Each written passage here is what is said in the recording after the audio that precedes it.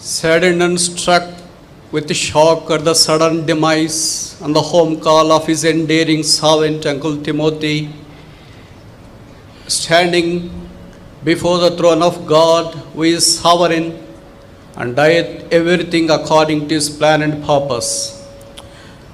మన సహోదరుడు అంకులైనటువంటి సహోదరుడు తిమోతి గారి యొక్క అకస్మాత్తుగా ఆయన చిరాగృహ పిలుపు వెళ్ళిపోయినటువంటి ఆ యొక్క వార్త విని ఎంతో దిగ్భ్రాంతికి గురైనటువంటి వారమై మరి ఆ యొక్క దేవుని యొక్క మరి ఆ కృపా సింహాసనం ఎదుట, లేకపోతే సార్వత్రిక అధికారం కలిగినటువంటి ఆ కృపా సింహాసనం ఎదుట దేవుడు చేస్తున్నటువంటి ఆ కార్యాలను కాదనలేక ఈ రీతిగా మనం నిలబడుతూ ఉన్నాం. ఒక వీకులు జైన్ కాంపౌండ్ ఎదురుగా గేట్ ముందుంది. TS15 EV 8324 హోండా బండి అంట. జైన్ కాంపౌండ్ దగ్గర దయచేసి పోయి దాన్ని కొంచెం జరిపిరండి, వేరే వాళ్ళకు వెహికల్ తీయడానికి వీలు అవ్వట్లేదు. TS15 EV 8324. None of us haven't anticipated that this day would come so soon. మనలో ఏ ఒక్కరము కూడా ఈ దినము ఇంత త్వరగా వస్తుంది అని ఎప్పుడు కూడా ఊహించలేదు. But the purpose and the plans of God are different.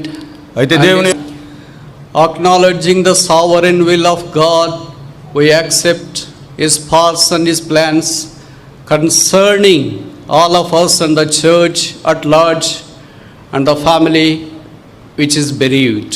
దేవుని యొక్క సార్వభౌమ సంకల్పాలు ఏమాత్రం కూడా మనం కాదనజాలము. కాబట్టి మరి సార్వత్రిక సంఘము కానీ, లేకపోతే మన ప్రియుడిని కోల్పోయినటువంటి కుటుంబం పక్షంగా మరి ఆ రీతిగా దేవుని యొక్క సంకల్పాలు మరి సరే అని మనం చెబుతూ ఉన్నాం. I do not merit to stand before the mortal remains of his honored servant, but the grace has been lavished to minister on this occasion. దేవుని ద్వారా ఘనపరచబడినటువంటి దేవుని దాసుని యొక్క భౌతిక కాయం ఎదుట ఈ రీతిగా నిలబడేటువంటి అర్హత నాకు లేదు. అయినప్పుడు కూడా దేవుడు అనుగ్రహించేటువంటి ఆ కృప చొప్పున ఈ రీతిగా నిలబడగలుగుతూ ఉన్నాం. I do not merit even to utter his name as well. He is a spiritual stalwart. ఆయన ఆత్మీయంగా చూస్తే ఎంతో ఆత్మీయ దురంధరుడు, లేకపోతే హేమహేమి లాంటి వాడు. ఆయన యొక్క పేరు కూడా ఉచ్చరించేటువంటి అధికారం నాకు లేదు. A lad before such a spiritual stalwart is something unimaginable, but it pleased the Lord to do so. అయితే ఇటువంటి ఆత్మీయంగా ఎంతో మరి ఘనుడైనటువంటి వ్యక్తి ఈ రీతిగా పోగొట్టుకోవటం చాలా మరి విచారకరమైన సంగతి అయినప్పటికీ కూడా ఆ రీతిగా తీసుకొని పోవుట దేవునికి ఇష్టమాయను. Shall we turn our scriptures to Hebrews chapter 11? హెబ్రీయులకు రాసిన పత్రిక 11వ అధ్యాయము, reading all together verse 22. 22వ వచనాన్ని అందరము కలిసి చదువుకుందాం. Hebrews chapter 11, reading all together verse 22. Hebrew 11:22 అందరము కలిసి. By faith యోసేపు తన అవసాన కాలము సమీపించినప్పుడు విశ్వాసమును బట్టి ఇశ్రాయేలు కుమారుల నిగమమును గురించి ప్రశంసించి తన సైన్యమును గురించి వారికి ఆజ్ఞాపించెను. Chapter 11 deals with the hall of fame, the heroes of faith. హెబ్రీ 11వ అధ్యాయం చూస్తే విశ్వాస వీరులు అందరూ కూడా ప్రదర్శించబడేటువంటి గొప్ప హాలు లాంటిది అది. It started with Abel and goes all the way down to the Old Testament dispensation as well. చూడండి, హేబెలుతో ఆరంభించబడి పాత నిబంధనలో తరములో ఉండేటువంటి ఆ కాలములో ఉండేటువంటి వారిని అనేక మందిని అక్కడ మనం చూడగలం. The Holy Spirit has taken care and concern to present this hall of fame for all of us to know their act of faith and follow the suit. మనలో ప్రతి ఒక్కరము కూడా వారి యొక్క విశ్వాస కార్యాలు మరి ఎరిగిన వారమై ఆ మార్గాల్లో మనం నడుచులాగున పరిశుద్ధాత్ముడు వీరినందరినీ కూడా ఎంపిక చేసుకొని ఈ అధ్యాయంలో మరి పోసుకొచ్చినట్టు వారి గురించి రాశాడు. The message is captioned as the bones of Joseph. ఇక్కడ చూస్తే ఈ వర్తమానానికి మనం పెట్టుకునేటువంటి శీర్షిక ఏంటంటే యోసేపు ఎముకలు. So strange that the hall of fame has embedded depth with the bones of Joseph. చూడండి, ఈ యొక్క మరి ఈ విశ్వాస వీరులు ఉన్నటువంటి వారి పటాలు ఉన్నటువంటి హాల్ ఈ అధ్యాయం అంతా కూడా దానిలో కూడా మరి యోసేపు ఎముకలు అక్కడ ఉండటం గొప్ప సంగతి. It's not mentioned that Joseph's throne is there. It's not mentioned that Joseph's throne is in the hall of fame. Throne. యోసేపు యొక్క లేకపోతే ఆ యొక్క సింహాసనం. యోసేపు యొక్క సింహాసనము అక్కడ దానిలో ఉన్నట్టు లేకపోతే వారందరితో పాటు ఉన్నట్టుగా సింహాసనం గురించి రాయబడలేదు అక్కడ. The crown of Joseph is not mentioned in the hall of fame. లేకపోతే ఆ యొక్క మరి గొప్ప మందిరములో అంటే విశ్వాస వీరులు ఉన్నటువంటి ఆ యొక్క మందిరములో ఆయన యొక్క ఘనమైనటువంటి కిరీటం గురించి రాయబడలేదు. The garments of Joseph are not put in the hall of fame. అంతేకాకుండా మరి ఆ మందిరములో ఈ గొప్ప మందిరములో చూస్తే వారందరి పటాలు ఉన్న మందిరములో మరి యోసేపు యొక్క రంగురంగుల వస్త్రాల గురించి రాయబడలేదు. Other picture, other selfie with the Pharaoh under whom Joseph worked is not displayed. అంతేకాకుండా మరి ఏ ఫరో మహారాజు క్రింద యోసేపు పనిచేస్తూ వచ్చాడో ఆయన యొక్క మహారాజు యొక్క ఘనతలు అవేమి కూడా అక్కడ లేవు. Nor the photograph he has taken with his brothers and father is not portrayed there. అంతేకాకుండా తన యొక్క తండ్రితోనూ తన యొక్క సహోదరులతో తీసుకున్న ఫోటో ఏది అక్కడ పెట్టలేదు. The bones of Joseph in the hall of faith looks to be odd man out. చూడండి, ఆ యొక్క విశ్వాస మందిరముగా ఉన్నటువంటి ఆ యొక్క హాల్లో యోసేపు యొక్క ఎముకలను గూర్చిన ప్రస్తావన ఉన్నది. Do you think that it's ignorant and foolishness of the Holy Spirit? లేకపోతే మరి పరిశుద్ధాత్ముడు మరి ఈ ఎముకల గురించి రాసేటి దీంట్లో ఏమైనా ఆలోచించాడా అనేటువంటి అనుమానం ఏమైనా ఉందా? Do you think that he has forgotten something, the throne and the reign and the crown of Joseph? యోసేపు యొక్క సింహాసనము ఆయన యొక్క పరిపాలన ఆయన యొక్క కిరీటాలు ఏమి కూడా పరిశుద్ధాత్ముడికి కనబడలేదా? Perhaps I do strongly believe that the bones of Joseph has overtaken, bypassed his crown, his throne, his garments, his brothers, his kingdom, his reign. నేను అనుకుంటాను కదా, యోసేపు యొక్క ఎముకల యొక్క ప్రస్తావన రాగానే యోసేపు యొక్క సింహాసనం కావచ్చు, యోసేపు యొక్క కిరీటం కావచ్చు, ఆయన యొక్క తండ్రి పేరు కావచ్చు, ఆయన యొక్క లేకపోతే ఆ కిరీటాలు లేకపోతే ఆయన యొక్క పరిపాలన కావచ్చు, వాటన్నిటిని కూడా దాటుకొని ఎముకలు వెళ్ళిపోయినాయి. Then what do the bones of Joseph speak? అయితే యోసేపు ఎముకలు దేని గురించి మాట్లాడుతున్నాయి? Before we glance certain truths in relation to the bones of Joseph, I would like to highlight at least 5 important things a Christian could ever have in the hall of fame. చూడండి, ఆ విశ్వాస వీరుల యొక్క మందిరంలో ఉండేటువంటి ఆ వారి యొక్క జీవితాల్లో ఒక విశ్వాసి కలిగి ఉండవలసినటువంటి ఒక 5 లక్షణాలు అంటే యోసేపు ఎముకల గురించి మనం చూసుకునే దానికి ముందు వాటిని మనం చూద్దాం. This is the gradual progressive life of a hero of faith. ఇక్కడ చూస్తే ఒక విశ్వాస వీరుడు ఏ రీతిగా క్రమేపీ తన జీవితంలో ముందుకు సాగుతాడా అనే దానికి ఆయన యొక్క జీవితం సాదృశ్యం. You may ask me as to why you have chosen this topic. బహుశా మీరు అడగొచ్చేమో మరి ఈ అంశాన్ని మీరు ఎందుకు ఎన్నుకున్నారన్నా అని. I do believe that in this generation, especially in our Hebron fellowship, I myself personally consider my favorite Uncle Timothy as one of the stalwarts and the hero of faith. ఎందుకు మరి ఈ రీతిగా ఎన్నుకున్నానంటే నాకు తెలిసినంత వరకు మన యొక్క సహవాసాలలో కూడా మరి సహోదరుడు తిమోతి గారు ఆయన కూడా ఒక విశ్వాస వీరుడని మనం ఎరుగుదాం. That's the reason as to why I am compelled and constrained to pick this fragment of the scriptures and the Holy Writ. అందుచేతనే ఈ పరిశుద్ధ లేఖనాల్లో వ్రాయబడినటువంటి ఈ యొక్క అనేకమైన సంగతుల మధ్యలో ఈ సంగతిని ఎన్నుకునే దానికి అదే కారణం. Then there are at least 5 stages a believer can reach to the heights of the hero of faith. ఒక విశ్వాస వీరుడిగా ఆ స్థాయికి ఎదిగేదానికి ఒక 5 మెట్లు మనం చూద్దాం. That's all documented and narrated in chapter 11 of Hebrews. Hebrew 11వ అధ్యాయంలో ఈ 5 సంగతులు కూడా చక్కగా మరి దానిలో లిఖించబడ్డాయి. Number 1, Hebrews chapter 11 verse 23.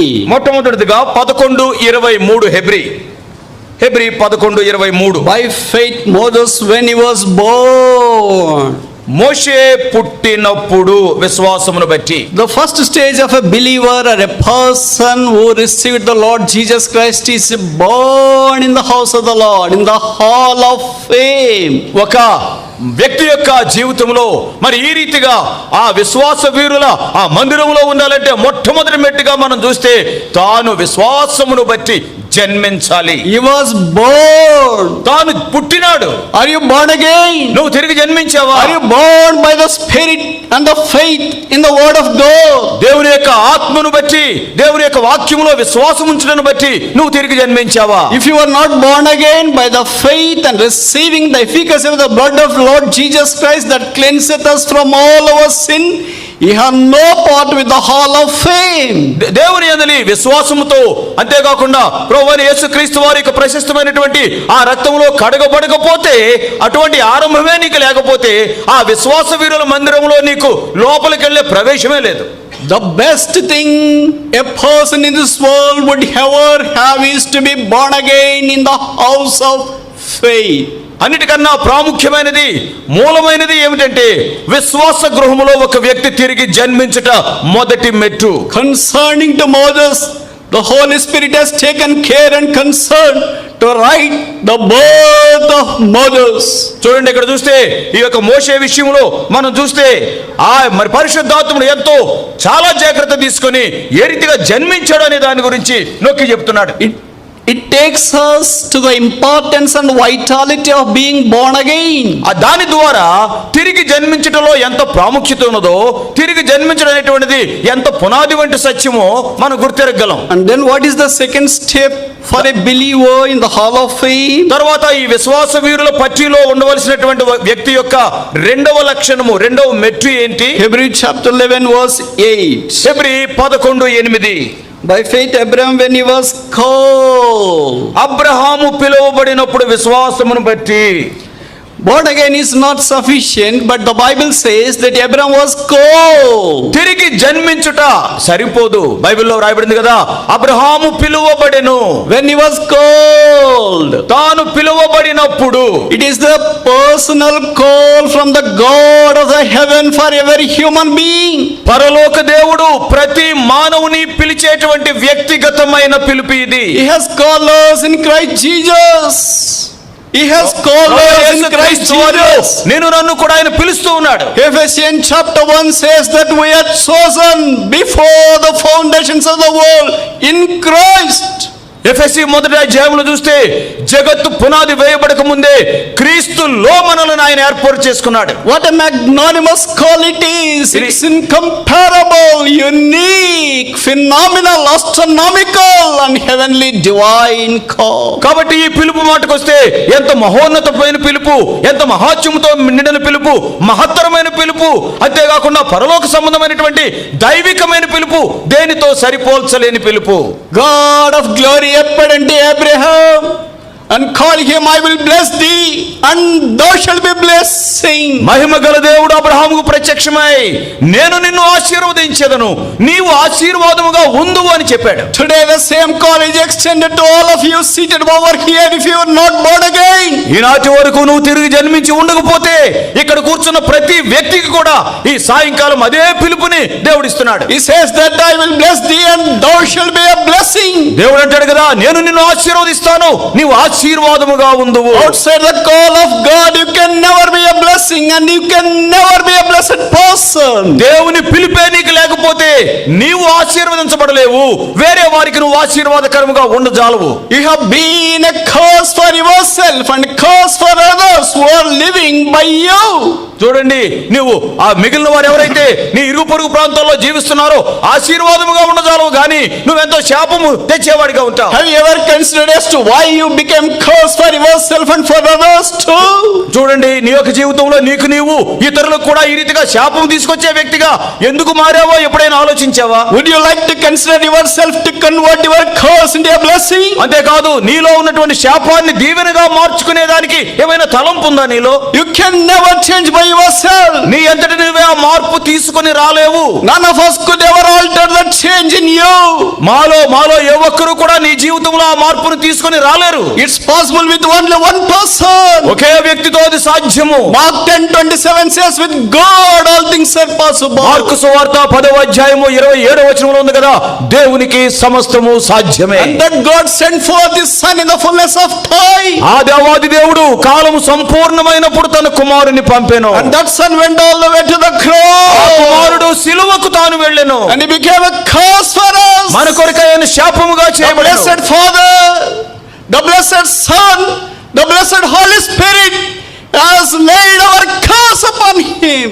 తండ్రి అయిన దేవుడు, కుమారుడైన దేవుడు, పరిశుద్ధాత్ముడైన దేవుడు మన యొక్క శాపాన్ని అంతా కూడా ఆయన మీద మోపి సిలువకు ఆయనను మేకులతో కొట్టించాడు. And because you are considered to be a curse on the cross, you and I, if only we believe in the power of the cross of Jesus Christ, our curse can be converted into a blessing. నీవు నేను కూడా మరి ఈ శాపానికి కారణంగా జీవిస్తున్న వ్యక్తులమే అయితే కలువరి శిలువ వైపు తిరిగి ఆయన చేసిన కార్యం మీద నువ్వు విశ్వాసం ఉంచినట్లయితే నీవు శాపగ్రస్తుడివి ఆశీర్వాదం పొందిన వాడిగా ఇతరులకు ఆశీర్వాదకరంగా మారగలవు. Apart from Christ, you can never be a blessing for anybody. నీ జీవితంలో క్రీస్తు లేకపోతే నీవు ఎవ్వరికీ కూడా ఆశీర్వాదకరంగా ఉండలేవు. Uncle Timothy has received the glorious call of God and he has been blessing for countless across the world.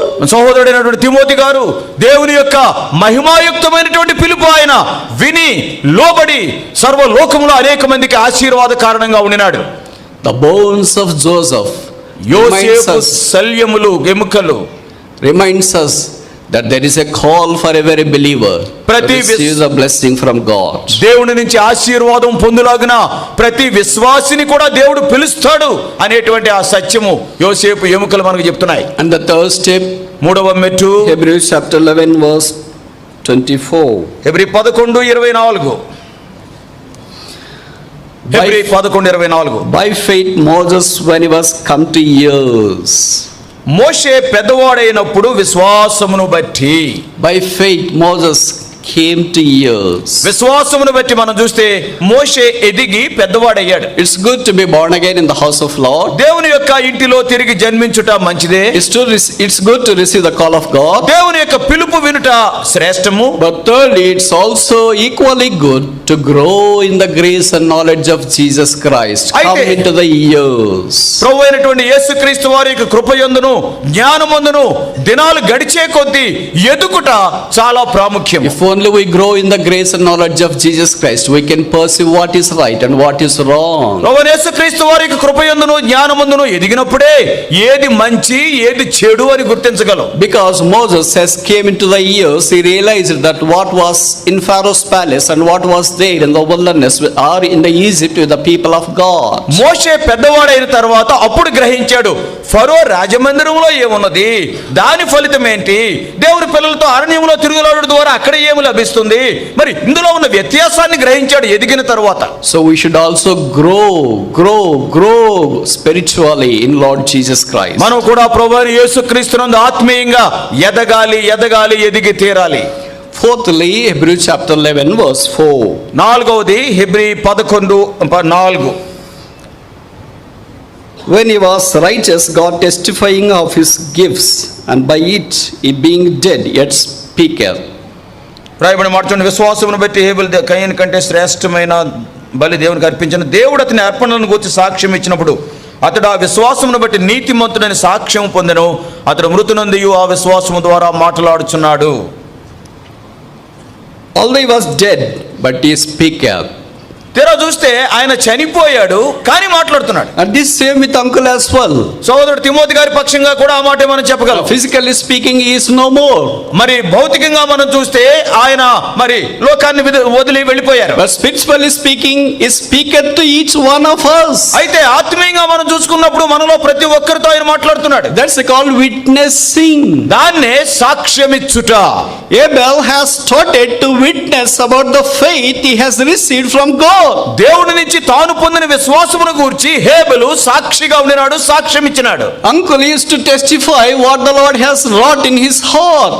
దేవుడు తన హృదయంలో ఏ కార్యం జరిగించాడో సోదరుడు తిమోతి గారు చాటి చెప్తూ వచ్చేవాడు. Although he has a huge testimony, ఆయన సాక్ష్యము చాలా విస్తారంగా ఉన్నప్పటికీ, but many of you know that he can condense it to just less than 5 minutes in any big occasions like weddings and general occasions like house dedications or receptions and other places, he will not conclude his message without witnessing what the Lord has wrought in his heart. సోదరుడు Timothy గారి సాక్ష్యం చాలా విస్తారంగా ఎన్నో గంటల సేపు ఆయన చర్చించవచ్చు. అయినప్పటికీ కూడా ప్రాముఖ్యమైనటువంటి సందర్భాల్లో, అది వివాహ సందర్భం కావచ్చు, ఏదైనా ఇల్లు మరి ఓపెనింగ్ సందర్భంలో కావచ్చు, ఇటువంటి ప్రాముఖ్యమైన సందర్భాల్లో ఏదో రీతిగా ఒక 5 నిమిషాల్లో కుదించి ఆ వర్తమానంలో చెబితేనే కానీ కూర్చునేవాడు కాదు. And that witness has touched so many.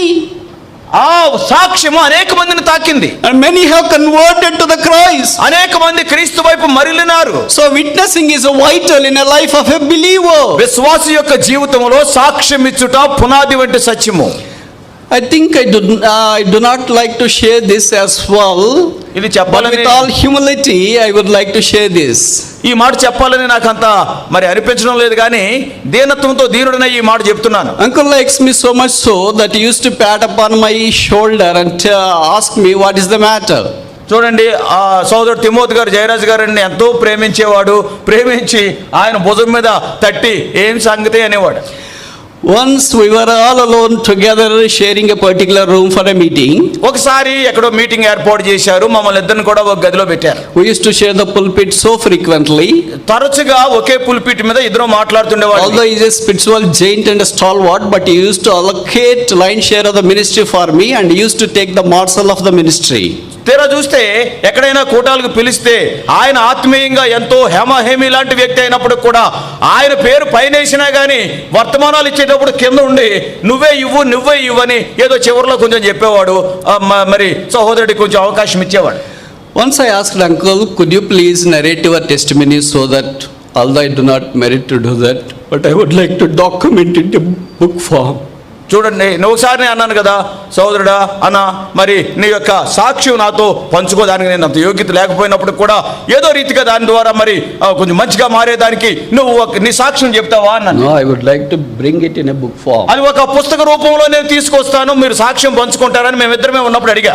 I told him that I will write if only you just narrate all your testimony. ఒకవేళ మీ సాక్ష్యం అంతా కానీ నాకు చెప్పారంటే నేను ఏదో రీతిగా నేను రాసుకుని ఓ పుస్తక రూపంలో తీసుకొస్తాను అన్నాను. I know that I do not merit for that lofty and heavenly task. కాబట్టి ఈ పరలోక సంబంధమైనటువంటి ఈ పని చేసేదానికి అటువంటి అర్హత నాలో లేదు అని నేను ఎరుగుదును. But he hasn't conceded my request. అయితే ఆయన ఒప్పుకోలేదు.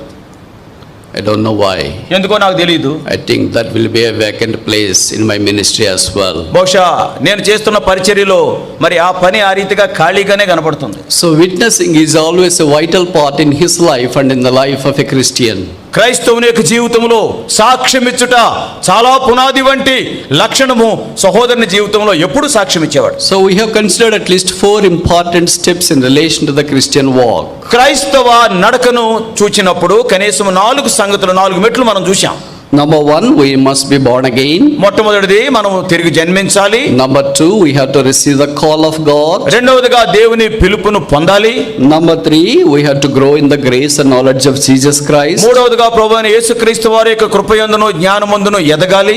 Number 4, we need to witness of the miracles God has wrought in our lives. నాలుగవదిగా మన యొక్క జీవితాల్లో దేవుడు చేసిన ఆశ్చర్య కార్యాలని సాక్ష్య రూపంలో చెప్పాలి. And fifthly and finally, ఐదవది చివరిది Hebrews chapter 11 verse 21. Hebrew 11:21 By faith Jacob, when he was dying, విశ్వాసమును బట్టి యాకోబు అవసాన కాలమందు, కింద 1 రాశారు చూడండి, మరణ కాలమందు. see this phrase, when he was dying, when he was dying, when he was dying. కాబట్టి ఈ మాట చూడండి, ఆయన మరణ కాలమందు, అవసాన కాలమందు అంటే ఆఖరి దినాల్లో. So this chapter started with the birth of a Christian and ending with the death of a Christian. కాబట్టి ఈ యొక్క అధ్యాయం మనం చూస్తుంటే మరి ఒక విశ్వాసి యొక్క ఆరంభం మరి జననంతో ఆరంభమవుతుంది, మరణంతో ముగించబడుతుంది. In Telugu it says నప్పుడు, పుట్టినప్పుడు, పెద్దవాడైనప్పుడు, సాక్ష్యం ఇచ్చినప్పుడు, నడిచినప్పుడు, చనిపోయినప్పుడు. వాట్ ఎ ఫ్యాబులస్ చూడండి style and syntax of the language there. చూడండి, మరి దేశ భాషలందు తెలుగు లెస్స అన్నారు.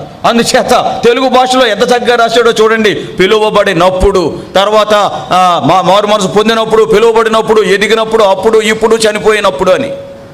In English also it says when he was born, English లో కూడా వెన్ అని ఉంది, అంటే అప్పుడు అనే ఉంది. when he was called, లేకపోతే తాను పిలువబడినప్పుడు, when he came to the years, లేకపోతే తాను ఎదిగినప్పుడు, when he was witnessing, తాను సాక్ష్యం ఇచ్చినప్పుడు, and when he was dying. తర్వాత తాను అవసాన కాలం అంటే మరణించే సమయంలో అప్పుడు.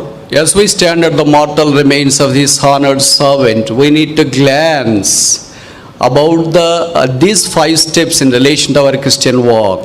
మన ప్రియమైన సహోదరుడు తిమోతి గారి యొక్క ఈ భౌతిక కాయం చెంత మనం చేరి ఉన్నప్పుడు క్రైస్తవ జీవితంలో, క్రైస్తవ నడకలో ఉండవలసినటువంటి ఈ 5 సంగతులు మనం పఠనం చేసుకోవాలి. Before I proceed further, I would like to ask this question: of all these 5 steps, where are we now? నేను ఇంకా ముందుకి సాగి వేరే వాక్యం పంచుకునే దానికి ముందుగా ఒక ప్రశ్న. ఈ 5 మెట్లలో ఏ మెట్టు మీద నువ్వు ఉన్నావు? Are we just born again?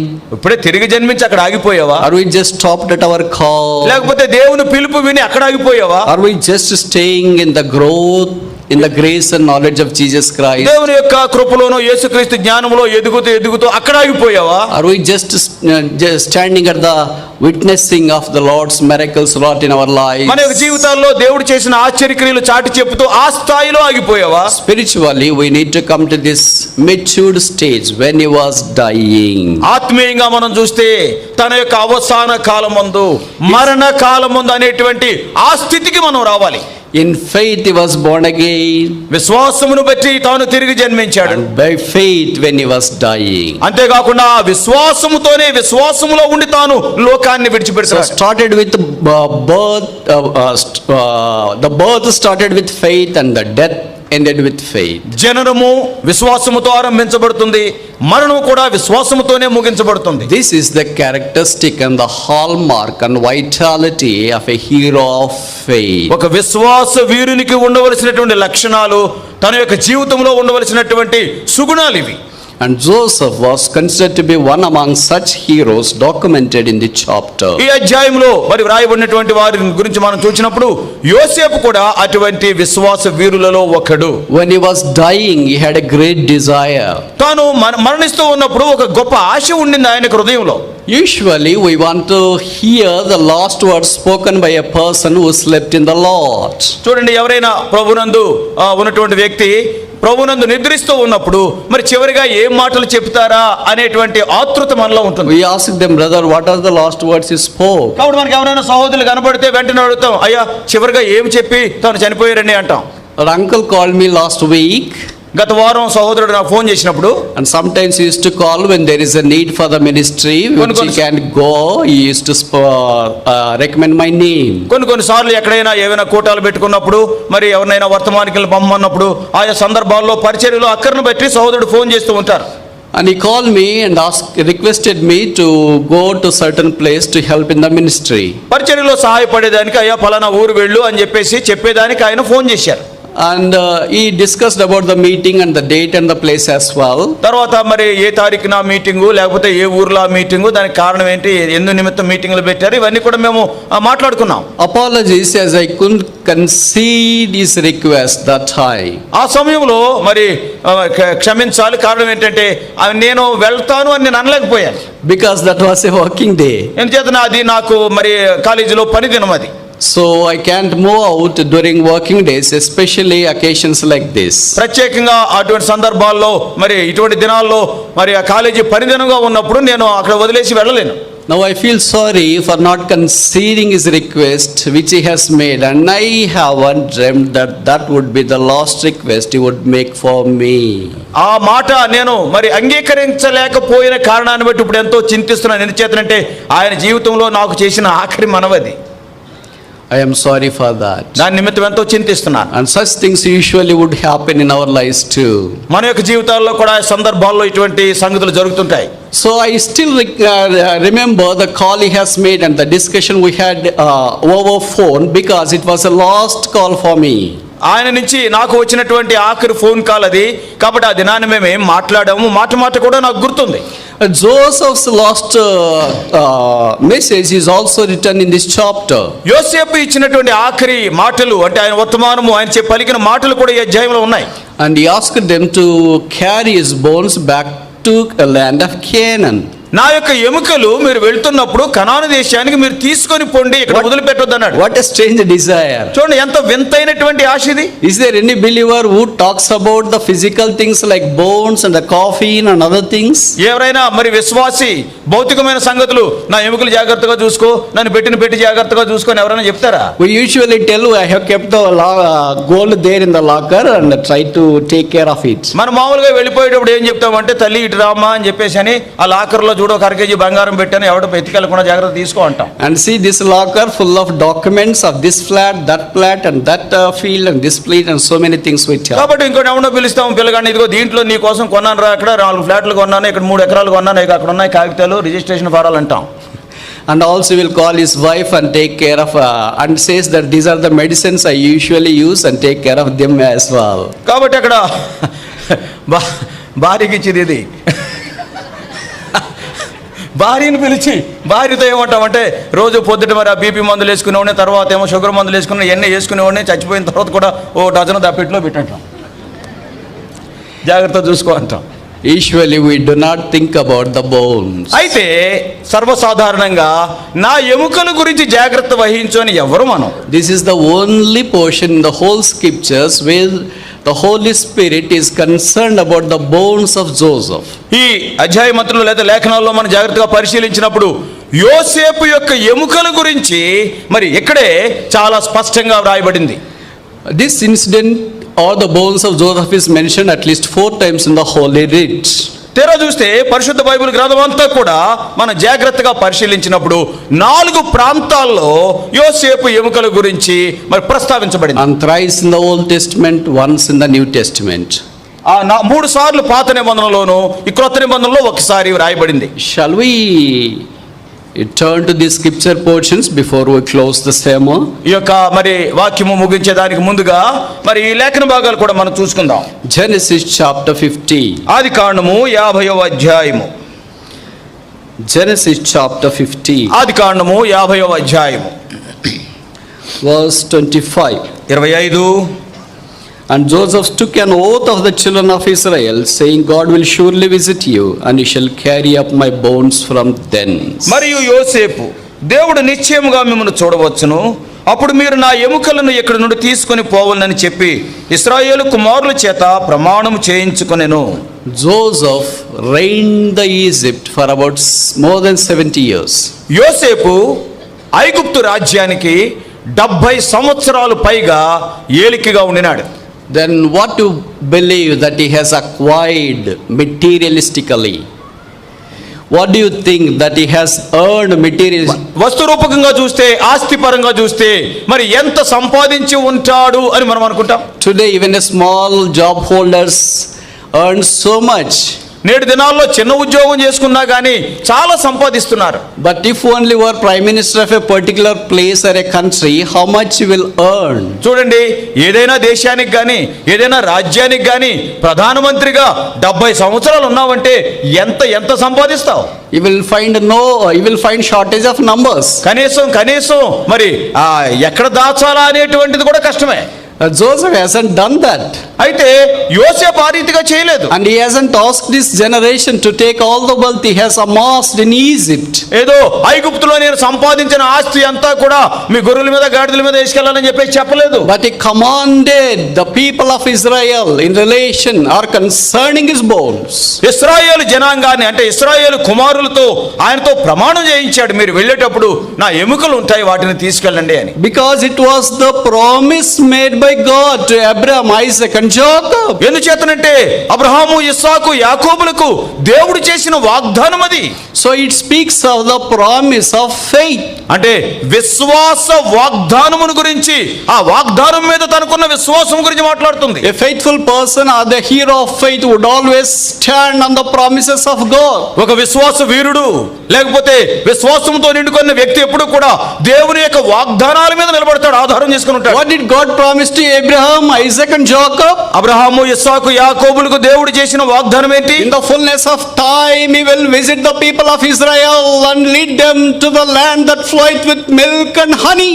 కాలము సంపూర్ణమైన తరువాత ఈ ఐగుప్తులో ఉన్న ఇశ్రాయేలీయులను నేను దర్శిస్తాను, వారిని బయటికి తీసుకొస్తాను, పాలు తేనెలు ప్రవహించే దేశానికి, వాగ్దాన దేశానికి తీసుకువెళ్తానని ఆయన వాగ్దానం చేశాడు. But that hasn't happened practically in all the 4 generations. అయితే ఆ 4 తరాల్లో కూడా ఆ కార్యం జరగలేదు. But do you think that Joseph has believed this or not believed this? అయితే మరి దాన్ని బట్టి యోసేపు దీన్ని నమ్మాడా నమ్మలేదా? Joseph has believed this literally, spiritually and absolutely. యోసేపు మక్కి దేవుడు చేసిన వాగ్దానాన్ని నమ్మాడు. He said, God will surely visit you. ఆయన అంటాడు కదా, దేవుడు నిశ్చయముగా మిమ్మల్ని చూస్తాడు. What a magnanimous prophecy is this. ఎటువంటి మరి మహోన్నతమైనటువంటి వాగ్దానము లేకపోతే ప్రవచనం ఇది. As the coin has both sides, both valid, Joseph has both sides, both valid. On one side he was the prime minister of Egypt, on the other side he was the prophet of God. చూడండి, ఇక్కడ ఎంతో పని కలిగి ఉండి ఒక ప్రక్కన ఐగుప్తు దేశానికి ఎంతో ప్రధానమంత్రిగా తాను ఉన్నప్పటికీ కూడా ఈ సంగతుల విషయంలో ఎంతో భరోసా కలిగిన వ్యక్తిగా ఉన్నాడు. He says, God will surely visit you. ఆయన అంటాడు కదా, దేవుడు నిశ్చయముగా మిమ్మల్ని దర్శించును. What a great assurance he had in relation to the visitation of God in his own time. తన యొక్క స్వంత సమయంలో తానున్నటువంటి ఆ దినాల్లో దేవుడు దర్శిస్తాడనేటువంటి ఎంతటి భరోసా తాను కలిగి ఉన్నాడు. Today God is visiting all of us. దేవుడు నేటి దినాన్ని మనల్ని దర్శిస్తూ ఉన్నాడు. Time and occasion he wants to visit us. ప్రతిసారికి ఆయన దర్శిస్తూనే ఉన్నాడు. And this season God is visiting through the mortal remains of his honored servant. ఈ సమయంలో లేకపోతే ఈ దినాన్ని దేవుడు గణపరిచినటువంటి దైవ దాసుని యొక్క భౌతిక కాయము చుట్టూ మనం చేరినప్పుడు దేవుడు నిన్ను నన్ను దర్శిస్తున్నాడు. But if you are not responsive to the God's visitation, we will remain barren. చూడండి, దేవుని యొక్క ఆ దర్శనానికి సరైనటువంటి ప్రతిస్పందన నీలో లేకపోతే గొడ్డుబారిన వాడిగా ఉంటావు. If we do not respond to the God's visitation, we will be left out in the bondage. ఒకవేళ దేవుడు దర్శించినప్పుడు నువ్వు ప్రతిస్పందించి అవునయ్యా నేనున్నానని చెప్పేసి చెప్పకపోతే నువ్వు దాసత్వంలోనే మగ్గుతూ ఉంటావు. What a tragedy it is today. Many are living in the same condition. ఎంత విచారకరమైన సంగతి, దేవుడు దర్శిస్తున్నా గానీ అనేక మంది అటువంటి బంధకాల్లోనే ఈనాటి వరకు ఉన్నారు. If you are not born again, this is the day of God's visitation. ఒకవేళ నువ్వు ఎంతవరకు తిరిగి జన్మించి ఉండకపోతే దేవుడు దర్శిస్తున్న దినము ఇది. Can anybody assuredly say about the death of himself other than a Christian who has a hope? Christ, the hope of glory. మనకి మహిమా నిరీక్షణగా క్రీస్తు ఉన్నాడు. కాబట్టి ఒక విశ్వాసి, క్రీస్తునందున్న విశ్వాసి తాను మాత్రమే ఇటువంటి భరోసాతో నిరీక్షణతో ఇటువంటి సంగతులు కలిగి ఉండగలడు. Have you ever seen a non-Christian talking about his death? Have you ever seen about a non-Christian talking about his death? చూడండి, ఒక క్రైస్తవేతరుడు ఎప్పుడైనా కానీ మరణం గురించి మాట్లాడటం ఎప్పుడైనా విన్నారా? He doesn't like. అసలు మరణం గురించి మాట్లాడటం అంటేనే ఎందుకు ఆ మాటలు చెప్తావు అంటాడు. If I say also about my faith and hope in the death, he will arrest me. చూడండి, ఒకవేళ నేను నా యొక్క జీవితంలో మరణించిన తర్వాత ఎటువంటి నిరీక్షణ ఉంది, నా మరణం గురించి మాట్లాడినా కానీ అవతల ఒప్పుకోడు. He says that, sir, don't tell like that. Don't utter about the word called death, because he is afraid of death. ఎందుచేతంటే ఆ వ్యక్తి మరణం అంటే ఎంతో భయాందోళనలో ఉంటాడు. ఆ కారణాన్ని బట్టి నా మరణం గురించి చెప్పినా కానీ వినడానికి ఇష్టపడ్డు. But a Christian has a hope in the death. అయితే క్రైస్తవునికి మరణములో నిరీక్షణ ఉన్నది. If there is no death, there is no launching into the heaven. చూడండి, మరణమే లేకపోతే ఆ పరలోకంలోనికి పోయి పరమానందంలో ఉండలేం. It is the commandment of God, a man should die once. దేవుని యొక్క ఆజ్ఞ, మనుష్యుడు ఒక్కసారే మృతి పొందవలెను. But what sort of death? అయితే ఎటువంటి మరణం అది? Bible has recorded at least 5 sort of deaths. బైబిల్లో కనీసం 5 రకాల మరణాలు ఉన్నాయి. Number 1, infant death. మొట్టమొదటిగా శిశువుగా ఉన్నప్పుడు చనిపోవటం. 2 Samuel chapter 12 verse 18 we see that David begot a baby because of his sin, and that baby died immediately. 2 సమూయేలు 12వ అధ్యాయము 18వ వచనంలో మనం చూస్తే మరి పాపం చేసి దావీదు ఒక కుమారుని కన్నాడు, కానీ శిశువుగా 7 దినాల ప్రాయంలోనే ఆ కుమారుడు చనిపోయాడు. And number 2, untimely death. కొన్ని సార్లు మరి సమయం రాకముందే చనిపోవటం. 2 Samuel chapter 18 verse 15 and 17 we see the story of Absalom. 2 సమూయేలు 18. 18వ అధ్యాయంలో అబ్షాలోము యొక్క చరిత్రను మనం చూడగలం. He is not supposed to die at the age. చాలా మరి ఏదో పెద్దవాడైపోయి తాను చనిపోలేదు. He was so handsome, good looking. అబ్షాలోము మాటకు వస్తే ఎంతో సుందరుడు, చక్కగా అగుపడేవాడు. Nobody would expect that he would die so early. ఏ ఒక్కరూ కూడా అబ్షాలోము అంత తొందరగా చనిపోతాడు అనుకోలేదు. But it was untimely death. కాబట్టి ఆ కాలం నిండక ముందే చనిపోయాడు. And thirdly, a sudden death. మూడవదిగా అకస్మాత్తుగా చనిపోయేది. Acts of the Apostle chapter 5 verse 5, we come across a person called Ananias. అపోస్తల కార్యాలు 5వ అధ్యాయం 5వ వచనంలో అననీయ అనే వ్యక్తి మనకి తారసపడతాడు. His death was so sudden.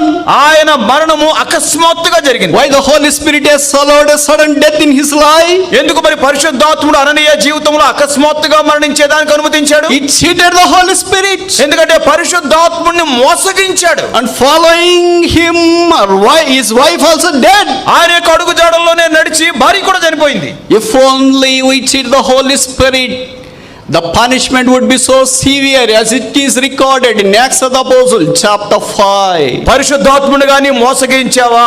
అపోస్తల కార్యాలు 5వ అధ్యాయంలో రాయబడిన రీతిగా దాని ద్వారా వచ్చే శిక్ష చాలా తీవ్రతరంగా ఉంటుంది. And fourthly, 4వ రకం మరణం, and death because of sickness. రోగగ్రస్తులుగా మరి జబ్బు చేసి మరణించటం. John chapter 11 considered to be the snapshot of the death of a simple person that talks about the death of a Lazarus. మరి యోహాను సువార్త 11వ అధ్యాయంలో మనం చూసినప్పుడు లాజరు యొక్క మరణాన్ని మనం చూస్తాం. మరి ఇటు ఈ రీతిగా రోగిగా ఉండి మరణించుట. The message went to the Lord Jesus Christ saying that the Lazarus whom thou lovest is sick. ప్రభువైన యేసుక్రీస్తు వారికి వర్తమానం పంపించారు, అయ్యా నీవు ప్రేమించుచున్నటువంటి లాజరు రోగి అయి ఉన్నాడు. And ultimately passed away. తర్వాత చనిపోయాడు. Sometimes this sickness leads to the death. కొన్ని సార్లు రోగము మరణానికి నడిపిస్తుంది. And fifthly, old age death. 5వది వృద్ధాప్యములో వచ్చే మరణం. Acts of the Apostle chapter 13 verse 36, it says, David having served his own generation according to the plan and the will of God went to be with the Lord. అపోస్తల కార్యాలు 13వ అధ్యాయంలో మనం చదువుతున్నాం కదా, దావీదు తన తరము వారిని సేవించి దేవుని చిత్తానుసారముగా సేవించిన తర్వాత తాను లోకాన్ని విడిచి వెళ్ళినట్టుగా చూడగలం. All these 5 types of deaths. ఈ 5 మరణాలు కూడా మరణాలే. What type of death you would like to? ఎటువంటి మరణం మరణించాలని మనకు ఆశ ఉంటుంది?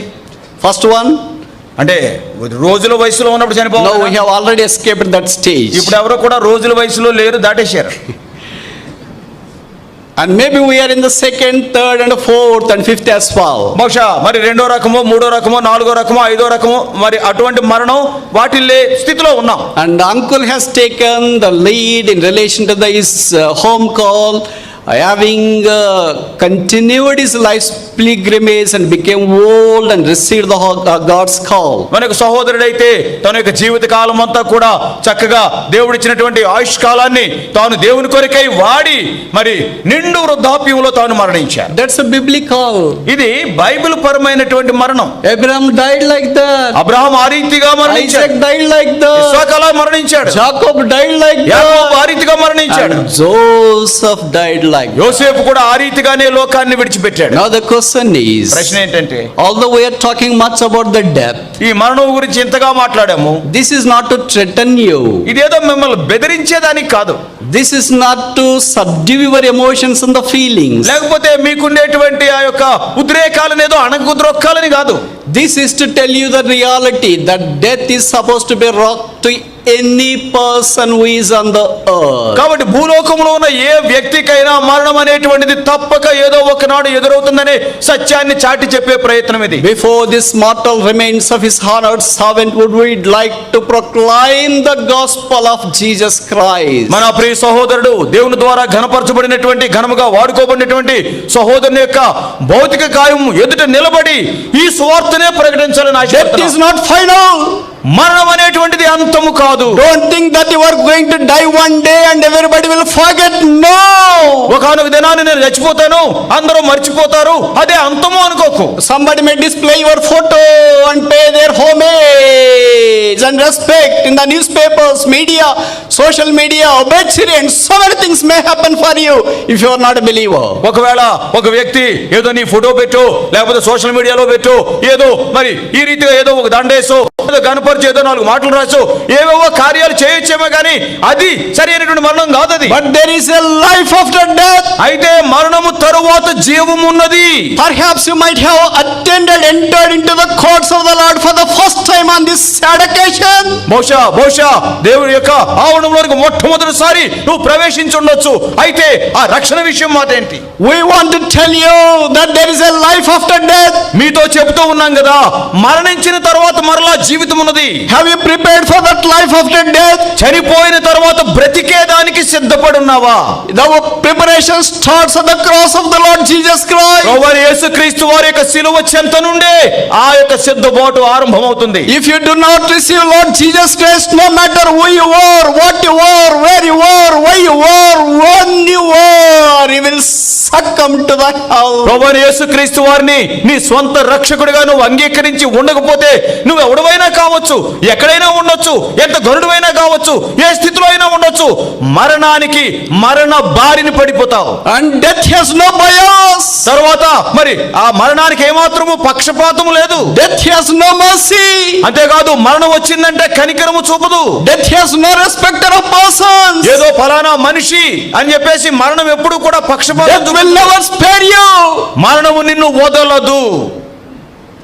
But there is a hope after death. అయితే మరణించిన తర్వాత కూడా నిరీక్షణ ఉన్నది. Christ is the hope of glory. Colossians chapter 1. కొలస్సే 1వ అధ్యాయంలో చూస్తే ఆ మహిమ నిరీక్షణయే యేసుక్రీస్తు. There is no hope outside Christ today. క్రీస్తుకు వెలుపట నిరీక్షణ లేదు సుమా. Would you like to believe the Lord Jesus Christ today? ఈ దినాన్ని ప్రభువైన యేసుక్రీస్తు యందు విశ్వాసం ఉంచుతావా? Uncle believed the Lord Jesus Christ. సహోదరుడు ఆయన ప్రభువైన యేసుక్రీస్తునందు విశ్వాసం ఉంచినారు. He slept in the Lord. ఆయన మరి ప్రభువునందు నిద్రించారు. He received the home call to be in the celestial abode and bliss.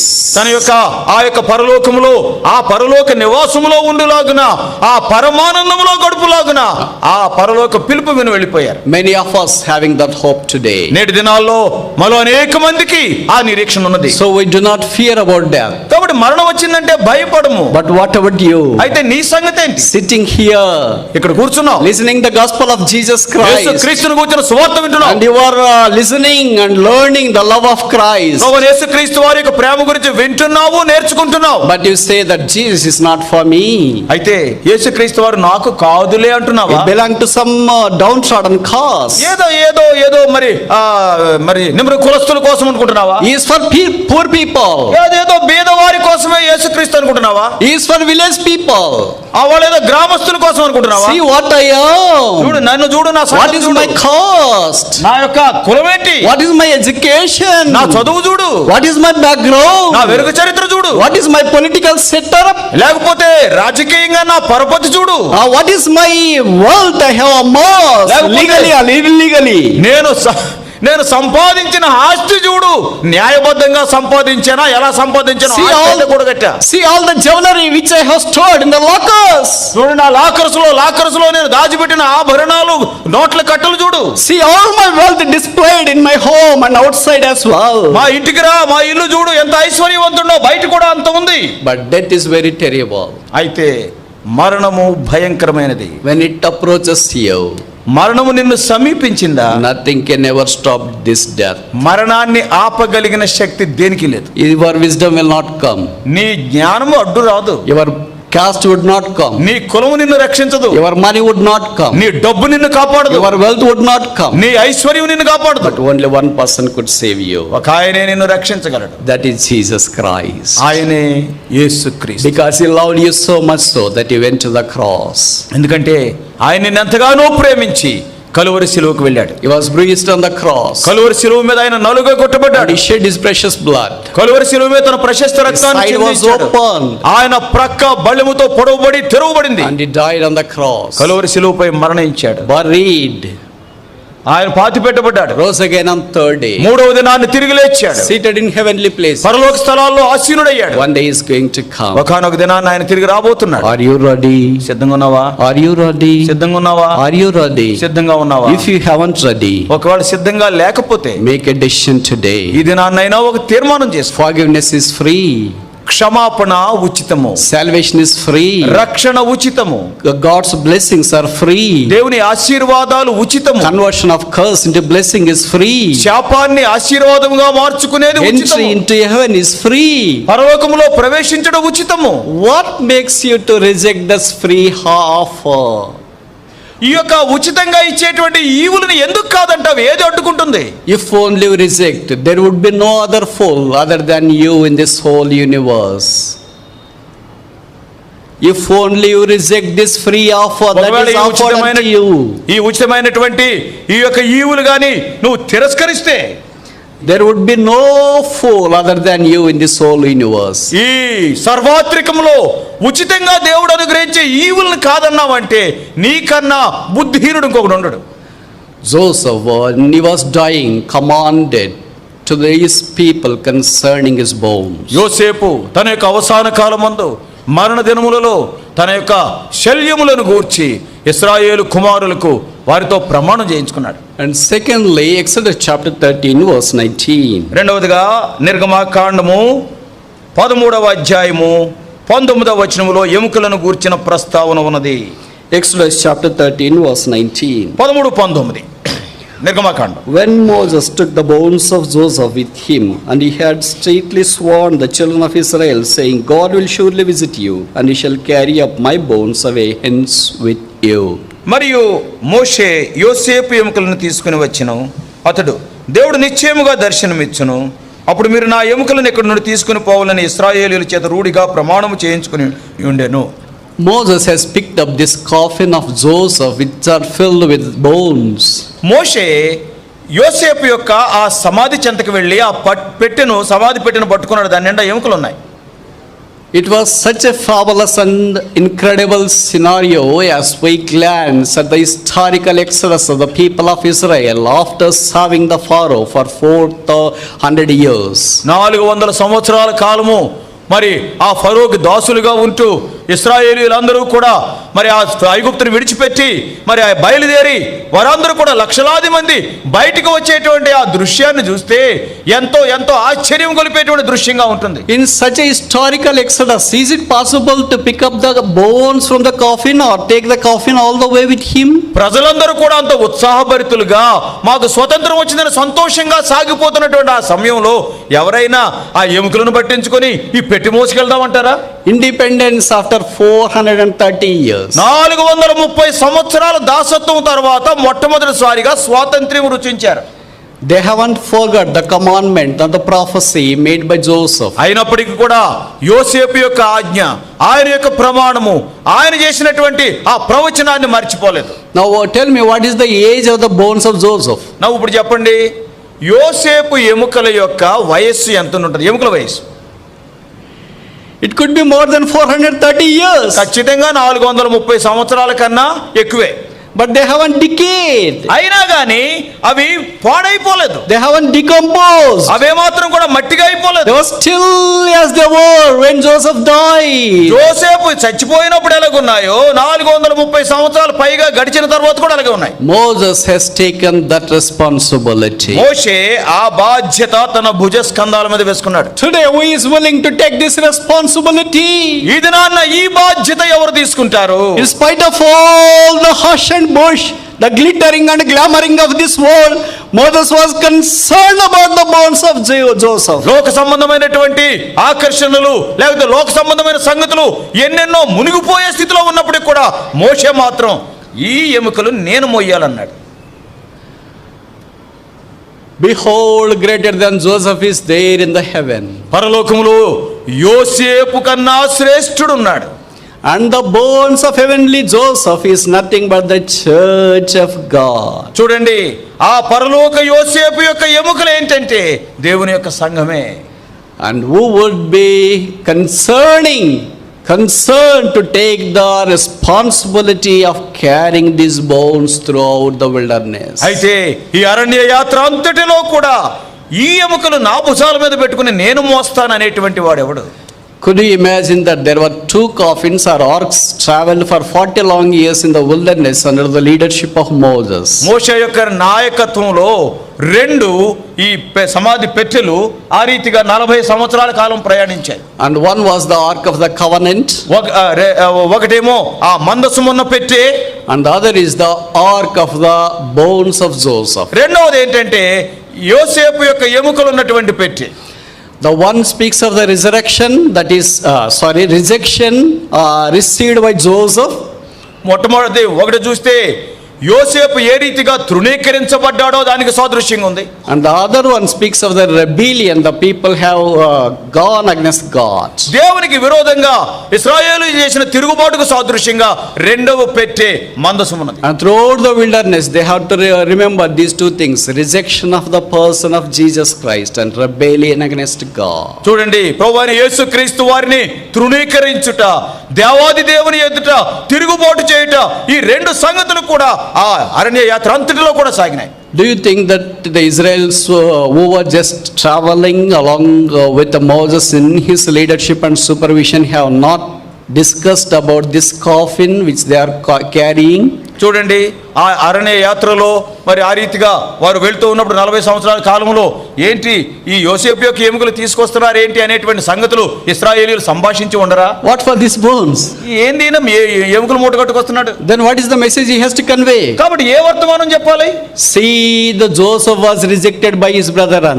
యోసేపు తన సహోదరుల ద్వారా తృణీకరించబడ్డాడు అనేటువంటిది గమనించండి అంటున్నాడు. And today the people of God are rejecting the headship of Jesus Christ. నేటి దినాన్ని దేవుని ప్రజలైన వారు యేసుక్రీస్తు వారి యొక్క శిరసత్వాన్ని తృణీకరిస్తున్నారు. And they are rejecting the kingship of Jesus Christ. యేసుక్రీస్తు వారి యొక్క రాజరికాన్ని తృణీకరిస్తున్నారు. And they are rejecting the lordship of Jesus Christ. యేసుక్రీస్తు వారి యొక్క ప్రభుత్వాన్ని కాదంటున్నారు. Although we have rejected him, but the Bible says the cloud hath followed them throughout the wilderness.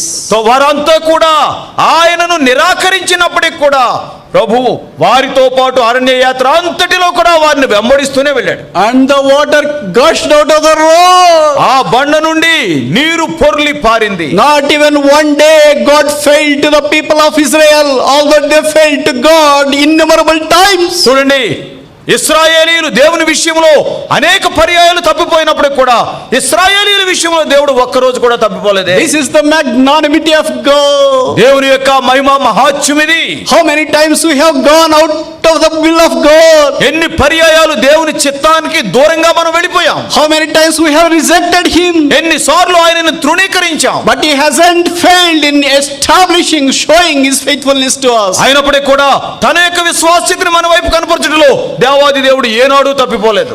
As he was with the people of Israel in the form of a pillar of cloud, he is the same today, tomorrow and forevermore. మేఘస్తంభం రూపంలో ఇశ్రాయేలీయులతో ఏ రీతిగా ఆయన సాగుతూ వచ్చాడో ఈ దినము కూడా అంతే యేసుక్రీస్తు వారు నిన్న నేడు నిరంతరము ఏకరీతిగా ఉన్నాడు. So this talks about the pilgrimage of faith. ఇది కూడా మరి ఆ విశ్వాస యాత్రా ప్రయాణం గురించి మనం అనుకోవచ్చు. And thirdly, we will see the bones of Joseph mentioned in the book of Joshua chapter 24. మూడవదిగా యోసేపు ఎముకల గురించి యెహోషువ 24వ అధ్యాయంలో రాయబడింది. Book of Joshua, యెహోషువ 24 chapter 24. 24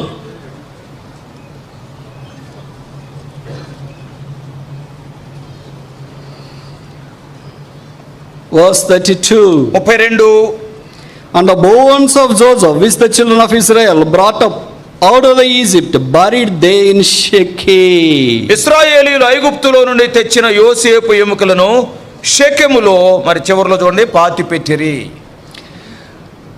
And this has been done in the leadership of Joshua. యెహోషువ నాయకత్వంలో ఈ కార్యము జరిగింది. Under the leadership of Moses, the bones were picked up from Goshen, Egypt.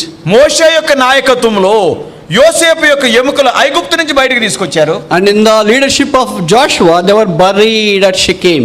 యెహోషువ నాయకత్వంలో షెకెములో అవి పాతి పెట్టారు. Why did they do that? ఎందుకు ఆ రీతిగా చేశారు? What's the reason for that? దానికి కారణం ఏంటి? Now I would like to turn your attention to the book of Genesis chapter 37. ఆదికాండము 37వ అధ్యాయం మీరు చూడాలని ఆశపడుతూ ఉన్నా. Do you know where Joseph was thrown into the pit? యోసేపుని గోతిలో ఏ ప్రాంతంలో వేశారో తెలుసా? Where did his father wanted him to go? ఎక్కడికి వెళ్ళమన్నాడు తన యొక్క తండ్రి యాకోబు యోసేపుతో? It's a Shechem. షెకెముకి వెళ్ళాను. The brothers were there tendering the sheep. ఎందుకంటే అక్కడ మరి నీ అన్నలు గొర్రెలను కాస్తున్నారు కదా అన్నాడు. But Joseph went over there. Joseph went over there. యోసేపు అక్కడికి వెళ్ళాడు. He hasn't find them.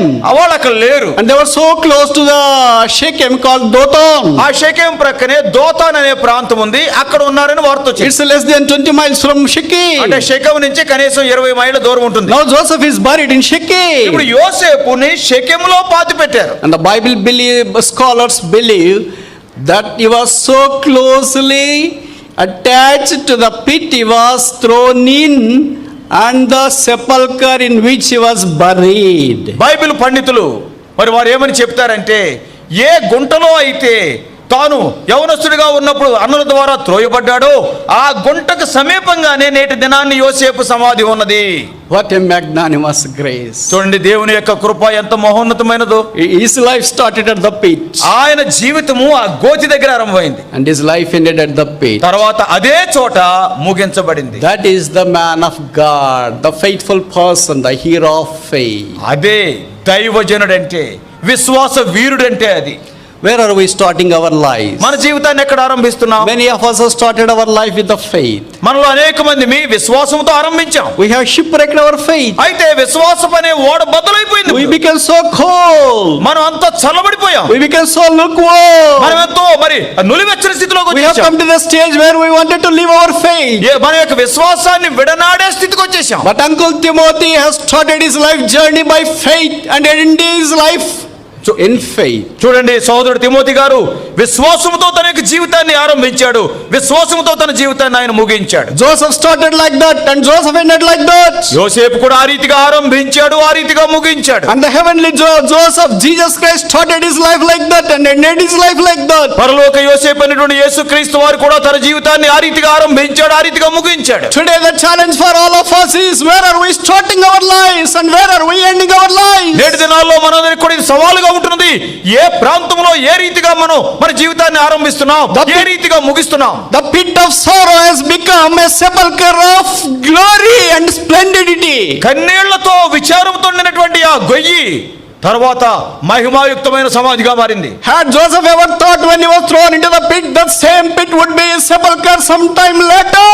యోసేపుని గోతిలో పడవేసినప్పుడు అన్నల రీతిగా యోసేపు ఎప్పుడైనా ఈ గోతిలోనే నన్ను పత్తి పెడతారని ఎప్పుడైనా తలంచాడా? That is the amazing grace of God. ఇది దేవుని యొక్క ఆశ్చర్యకరమైన కృప. That is the Shechem. అదే షెకెం అంటే. God calls us to come to the Shechem. కాబట్టి ఆ యొక్క షెకెముకు వచ్చి తీరాలి. It is one of the cities of refugees. ఎందుచేతనంటే అది ఒక ఆశ్రయపురము. That is our Christ. అదే మనకు క్రీస్తు. Today, as we flocked around the mortal remains of his honored servant with loads of sorrow and sadness, we may be emboldened to encourage ourselves and empower ourselves to continue our pilgrimage by faith. దేవుని ద్వారా గణపరచబడినటువంటి దైవదాసుడు Timothy గారి భౌతిక కాయము చుట్టూ మనం చేరి ఉంటుండగా ఎంతో చింతతోనూ దుఃఖంతోనూ కన్నీటితోనూ ఉన్నాం. అయినప్పటికీ కూడా విశ్వాసంలో ఆరంభించినటువంటి మన జీవితాలు విశ్వాసంలోనే ముగించబడాలి అనేటువంటి దృఢ నిశ్చయం తీసుకునేటువంటి సమయం ఇది. And the first issue in relation to the bones of Joseph is the promise of faith. యోసేపు ఎముకలను గూర్చి మనం చూస్తే మొట్టమొదటి సంగతి అది విశ్వాస వాగ్దానముగా చూశాం. And secondly, it is the pilgrimage of faith. రెండవదిగా విశ్వాస ప్రయాణము. And thirdly, we see the place of faith. మూడవదిగా చూస్తే విశ్వాస స్థలము. Our place is in heaven. మన స్థలము పరలోకమందు. He is going to come soon. ఆయన త్వరగా రానై ఉన్నాడు. And uncle also will come along with Jesus Christ. మరి యేసుక్రీస్తు వారు వచ్చినప్పుడు సహోదరుడు కూడా తిమోతి గారు కూడా ఆయనతో పాటు వస్తారు. But not the way he has lived here. అయితే ఈ లోకములో జీవించిన రూపంలోను తీరులోను కాదు. But not this weak and fragile body. ఏదో మనకి ఎంతో బలహీనమైనటువంటి ఈ దేహం కలిగి తిరిగి రాడైనా. But with all glorious body. మహిమాయుక్తమైన దేహంతో వస్తాడు. He will be descending with Jesus Christ. ప్రభువైన యేసుక్రీస్తు వారితో కూడా దిగొస్తాడు. We shall see Jesus. మనం యేసును చూస్తాం, We shall be like Him, ఆయన వలె ఉంటాం, and we will be with Him forever and ever. సదాకాలము ఆయనతో ఉంటాం. This is the hope of all of us. మనందరి యొక్క నిరీక్షణ ఇదే. Shall we carry this message back home to our respective places? తిరిగి మనం మన యొక్క ప్రాంతాలకు వెళ్ళేటప్పుడు ఈ వర్తమానాన్ని మోసుకొని పోదామా? That we are the people belong to the heaven. మేము పరలోక వాసులమని వెనకపోదాం. Because we are the bones of heavenly Joseph. ఎందుచేతనంటే పరలోక యోసేపు యొక్క ఎముకలము మేము. They haven't decayed or decomposed for away the మాత్రము last కూడా 400 years. కుళ్ళిపోలేదు, అవేమి కూడా మట్టి అయిపోలేదు. 430 ఏళ్ళు ఉన్నాయి. They were completely concealed. అవన్నీ కూడా మూయబడి దాచబడి ఉన్నాయి. All things have been buried. అన్నీ కూడా అక్కడ పాతిపెట్టబడ్డాయి. Christ, our life is going to be unleashed. మనకు జీవమై ఉన్న క్రీస్తు ఆయన తిరిగి లేచి బయలుపరచబడ్డాడు. Our life is hid in Christ. మన యొక్క జీవం ఆయన యందు దాచబడి ఉన్నది. That's eternal life. అది నిత్య జీవం, Abundant life. సమృద్ధి అయిన జీవం, Heavenly life. పరలోక జీవం, Divine life. దైవిక జీవం, Sinless life. ఆ పాప రహిత జీవం, Spotless life. Wrinkle free life. దోషం ఉండదు, Spotless life. And we shall be with Him forever and ever. ఆయనతో పాటు సదాకాలం ఉండగలం. May the Lord bless this word. దేవుడు తన యొక్క వాక్యాన్ని ఆశీర్వదించును గాక. Shall we pray? ప్రార్థన చేసుకుందాం.